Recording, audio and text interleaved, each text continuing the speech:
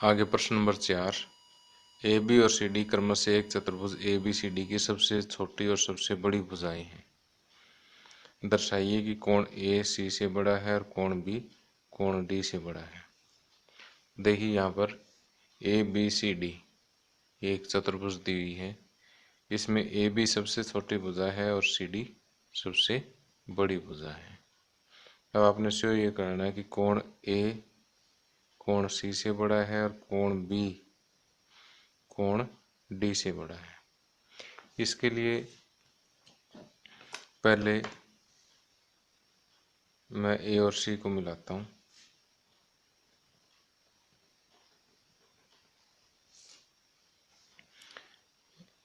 अब यहाँ पर देखो ए बी सबसे छोटी है, इसका मतलब बी सी से भी छोटी होगी। अब देखिए यहाँ पर मैं नाम दे देता हूँ इन कोणों को, कि जैसे इस कोण का नाम मैं एक दे देता हूँ, सिर्फ इतना इतना, और इधर वाला 2 3 4, सिर्फ ये इतना इतना 3 है और ये 4 है। तो अब यहाँ देखिए कि त्रिभुज ए बी सी में क्या है कि ए बी भुजा छोटी है बी सी से। ए बी छोटी क्यों है? क्योंकि ए बी सबसे छोटी है, सबसे छोटी है तो ये बी सी से भी छोटी होगी, क्योंकि ए बी सबसे छोटी भुजा है।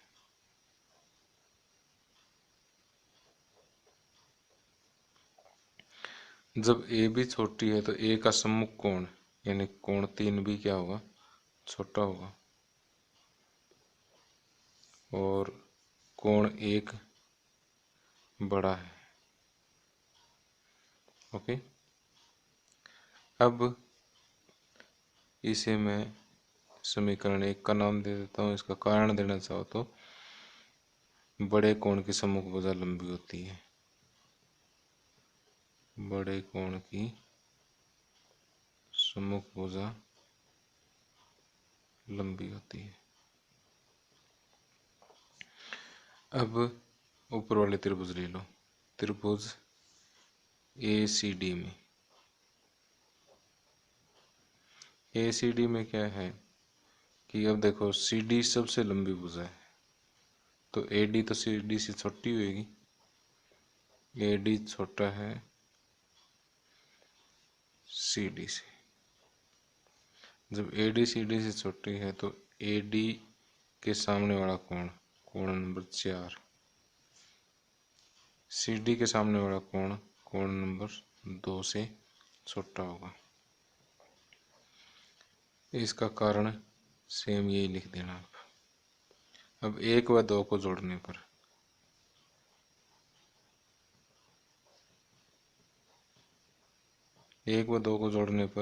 क्या होगा? कोण 3 प्लस कोण 4। लेफ्ट साइड में तो ये, राइट साइड में कोण 1 प्लस कोण 2, बीच में छोटा है का निशान। अब 3 प्लस 4 क्या है? कोण सी। 1 प्लस 2 क्या है? कोण ए। तो कोण सी छोटा है कोण ए से। ए से तो हमें सिद्ध करनी थी कि कोण ए बड़ा है कोण सी से। इसको ऐसे भी कह सकते हैं, कोण ए बड़ा है कोण सी से। तो एक पार्ट तो इसका सिद्ध हो जाता है। दूसरे पार्ट को सिद्ध करने के लिए वही वाला मेथड अप्लाई करेंगे, लेकिन इस बार त्रिभुज हम इस तरह से बनाएंगे।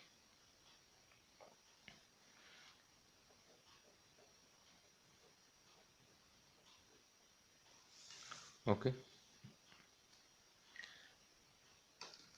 अब 1 2 3 4 तो हमने नाम दे दिया।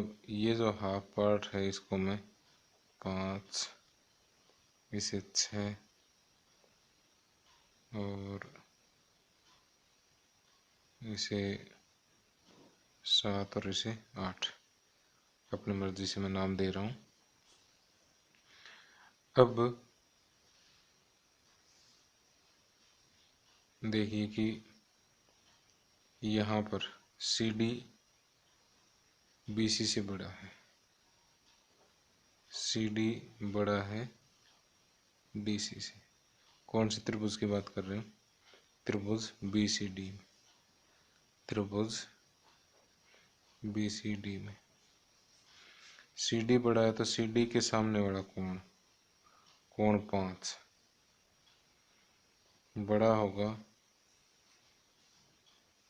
सी डी बड़ा है बी सी से, सॉरी यहाँ बी सी आएगा। अब त्रिभुज बी सी डी में सी डी बड़ा है बी सी से, तो सी डी के सामने वाला कोण 5 बड़ा होगा बी सी के सामने वाला कोण 7 से। और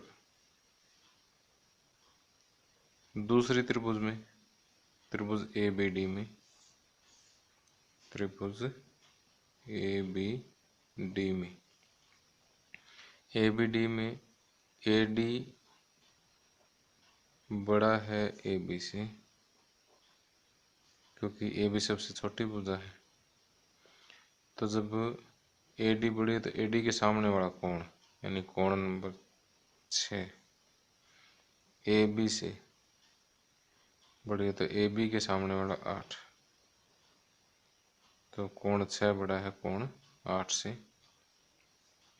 अब इसे मैंने समीकरण 3 और इसे समीकरण 4 का नाम दिया, और जहाँ पर भी कोण वाला कारण देना तो ये वाला कारण रिपीट करो, बड़े कोण की सम्मुख भुजा, बड़े कोण की सम्मुख भुजा लंबी होती है, ये आप लिख लेना। तो अब 3 व 4 को जोड़ने पर, 3 व 4 को जोड़ने पर क्या होगा, कोण 5 प्लस कोण 6 और राइट साइड में कोण 7 प्लस कोण 8, और बीच में बड़ा है का निशान है। 5 प्लस 6 हो गया कोण बी, और 7 प्लस कोण 8 होगा कोण डी। इस तरह से कोण बी जो है कोण डी से बड़ा है। Hence proved. तो आपने इस तरह से इनके डायगोनल्स को मिला करके दो त्रिभुजें बनानी है। कि पहले ए बी सी त्रिभुज से एक इक्वेशन आ जाएगी, इससे दूसरी त्रिभुज से दूसरी आ जाएगी, दोनों को जोड़ोगे तो एक पार्ट प्रूव हो जाएगा। और इसी तरह से यहाँ से ये डायगोनल मिलाओगे तो फिर 2 त्रिभुजें हो जाएगी। तो बड़ी भुजा का सम्मुख कोण बड़ा और छोटी भुजा का सम्मुख कोण छोटा होता है। तो वही कंसेप्ट यूज करके हम दूसरा पार्ट भी आसानी से प्रूव कर सकते हैं।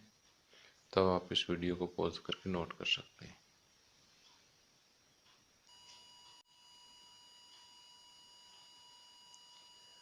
अब आगे प्रश्न नंबर 5। आकृति में पी आर बड़ा है पी क्यू से, यानी पी आर भुजा जो है वो पी क्यू से बड़ी है, और पी एस कोण क्यू पी आर को समद्विभाजित करता है। पी एस इस कोण को समद्विभाजित करता है। समद्विभाजित करने का मतलब है कि ये कोण 1 और ये कोण 2 आपस में बराबर है। सिद्ध कीजिए कि कोण पी एस आर बड़ा है कोण पी एस क्यू से। पी एस आर यानी ये वाला कोण इस कोण से बड़ा है, ये चीज आपको सिद्ध करनी है। अब देखिए कि यहाँ पर आपको दिया क्या है, दिया है कोण 1 बराबर कोण 2, और दूसरा पी आर बड़ा है पी क्यू से। और आपको सिद्ध क्या करना है, सिद्ध करना है कि ये वाला कोण यानी पी एस आर, कोण पी एस आर बड़ा है इस कोण से यानी पी एस क्यू से। अब इसका प्रूफ देखिए कि क्योंकि पी आर पी क्यू से बड़ी भुजा है तो पी आर के सामने वाला कोण क्यू बड़ा है कोण आर से, कोण क्यू कोण आर से बड़ा है। अब क्योंकि लंबी भुजा का सम्मुख कोण बड़ा होता है, लंबी भुजा का सम्मुख कोण बड़ा होता है। अब यहाँ पर मैं क्या करता हूँ कि कोण क्यू में कोण 1 प्लस कर देता हूँ और कोण आर में भी कोण 1 प्लस कर देता हूँ। दोनों तरफ 1 प्लस किया, कोई फर्क नहीं पड़ेगा बीच वाले निशान पर, ग्रेटर देन है तो ग्रेटर देन ही रहेगा। इसका मतलब कोण क्यू प्लस कोण 1 ग्रेटर देन कोण आर प्लस कोण 1 किसके बराबर दिया हुआ है, कोण 2 के बराबर। यहाँ कारण दे देंगे क्योंकि कोण 1 बराबर कोण 2 दिया है। अब कोण क्यू प्लस कोण 1, क्यू प्लस 1 ये किसके बराबर है, कोण एस के, पी एस आर के बराबर, कोण पी एस आर के बराबर। क्योंकि त्रिभुज पी क्यू एस में बाह्य कोण किसके बराबर है, बहिष्कोण किसके बराबर है, अंतःसम्मुख कोणों के बराबर है। और इसी तरह से आर प्लस 2 ये इस कोण के बराबर, क्योंकि इस त्रिभुज में बहिष्कोण अंतःसम्मुख कोणों के बराबर है। तो इस आर प्लस 2 किसके बराबर होगा, पी एस क्यू के। ओके, यहाँ पर कारण देंगे क्योंकि त्रिभुज पी क्यू एस में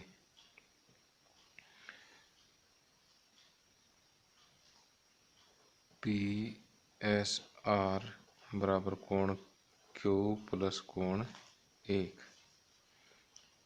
बहिष्कोण बराबर अंतःसम्मुख कोण, बहिष्कोण बराबर अंतःसम्मुख कोणों का योग। इसी तरह त्रिभुज पी आर एस में कोण पी एस क्यू बराबर कोण आर प्लस कोण 2, ये रीजन आपको देना पड़ेगा। तो इस तरह से आप ये चीज़ प्रूव कर सकते हैं। देखिए बिल्कुल 4 लाइन का क्वेश्चन है कि इसमें ये भुजा बड़ी है तो ये कोण बड़ा, ये छोटी है तो ये कोण छोटा। दोनों में पहले 1 प्लस कर दो, फिर 1 बराबर 2 कर दो, फिर अंतःसम्मुख कोण जो है वो बहिष्कोण के बराबर होता है। ठीक है, तो आप इस वीडियो को पॉज करके नोट कर सकते हैं। आगे प्रश्न नंबर 6, दर्शाइए कि एक रेखाखंड पर एक दिए हुए बिंदु से जो उस रेखा पर स्थित नहीं है, जितने रेखाखंड खींचे जा सकते हैं उनमें लंब रेखाखंड सबसे छोटा होता है।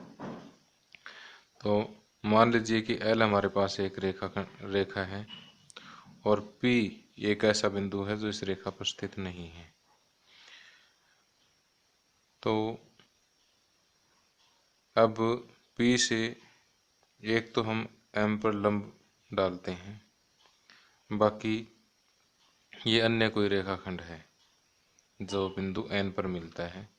ये एन बिंदु कहीं भी हो सकता है यहाँ, तो एम को छोड़ के अब हमें शो ये करना है कि पी एम जो है वो सबसे छोटा है, यानी पी एम जो है वो पी एन से छोटा है। तो यहाँ पर आपको सिद्ध ये करना है कि पहले आपको दिया है एल एक रेखा है, पी एम जो है वो एल पर समकोण है, तो एन एल पर कोई एक बिंदु है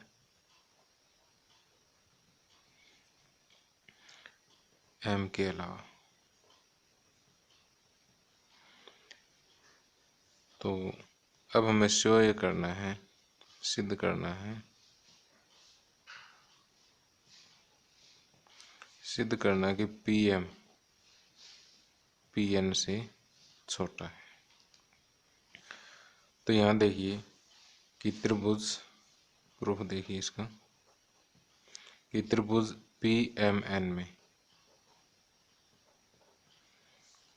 कोण P प्लस कोण M प्लस कोण N,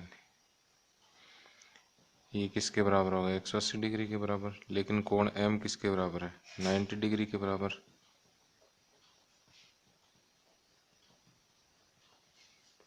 इसका मतलब कोण P प्लस कोण N बराबर 90 डिग्री बच गया। इसका मतलब कोण N जो है वो 90 डिग्री से छोटा होगा, क्योंकि इन दोनों कोणों का योग 90 है, तो यह अकेला तो 90 से छोटा ही होना है। और इसका मतलब कोण N जो है वो कोण M से भी छोटा होगा, क्योंकि M पूरा 90 के बराबर है। तो इसका मतलब N अगर छोटा है तो N के सामने वाली भुजा PM छोटी होगी M के सामने वाली भुजा से। ओके, PN से, सॉरी, M के सामने वाली भुजा क्या है? PN। तो ये चीज़ तो हमें सिद्ध करनी थी कि PM जो है वो PN से छोटा है। अतः एक रेखाखंड पर एक दिए हुए बिंदु से जितने रेखाखंड खींचे जा सकते हैं उनमें से लंब रेखाखंड सबसे छोटा होता है। अतः एक रेखाखंड पर एक दिए हुए बिंदु से जो उस रेखाखंड पर स्थित नहीं है, जितने रेखाखंड खींचे जा सकते हैं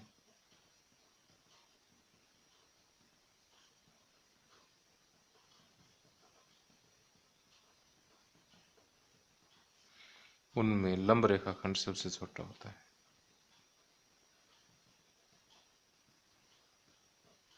उनमें लंब रेखाखंड सबसे छोटा होता है।